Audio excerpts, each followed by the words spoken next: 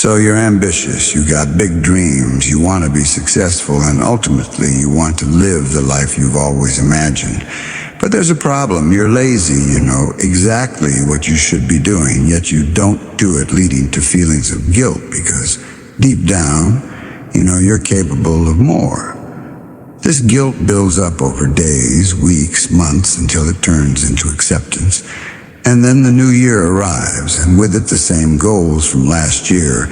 You start off strong, fueled by motivation and a bit of delusion, but before you know it, procrastination creeps in.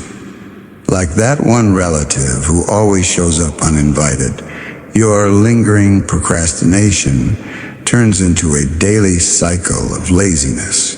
And before you know it, you've labeled yourself as a lazy person. So how do we break this cycle and break free from procrastination? Well, there are many videos on the internet, but majority of them only address the symptoms like deleting social media or removing distractions.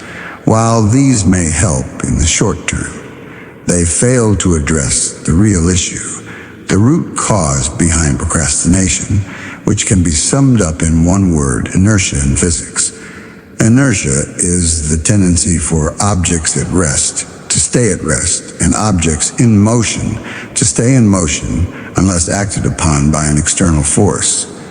This also happens to be Newton's first law of motion, and it applies just as much to tasks as it does to objects getting started on any task. No matter how small, requires an initial push and some amount of energy to overcome the resting state of inertia.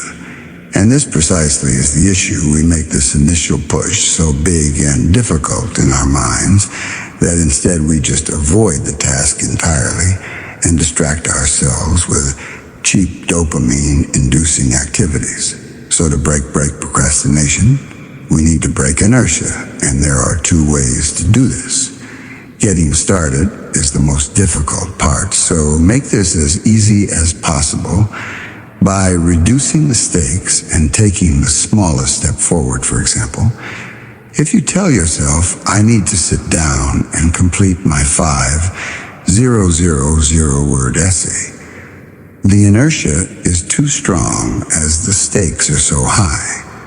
But instead, if you tell yourself, I'm only going to write 50 words, the feeling of inertia is much lower, as now it's pretty easy to get started without needing to rely on willpower or discipline. Another popular technique is the 2-minute rule. If you don't feel like doing the work, just tell yourself you'll do it for 2 minutes and then stop should you want to. For example, you don't feel like cleaning your room, put on a song, clean your room, and stop when the music stops.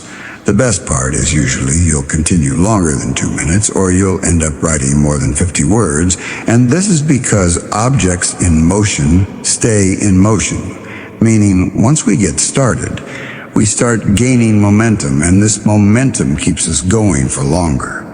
Initially, it's like pushing a ball uphill, but once we pass the point of inertia, it's downhill from there. And that's why it's important that the initial push is small and easy. In other words, reduce the stakes and start with just 2 minutes. You can apply these two methods to any area of your life to overcome procrastination, whether that's getting to the gym, working on your side hustle, maintaining your relationships, or pretty much anything you can think of, as Martin Luther King once said. You don't have to see the whole staircase, just take the first step.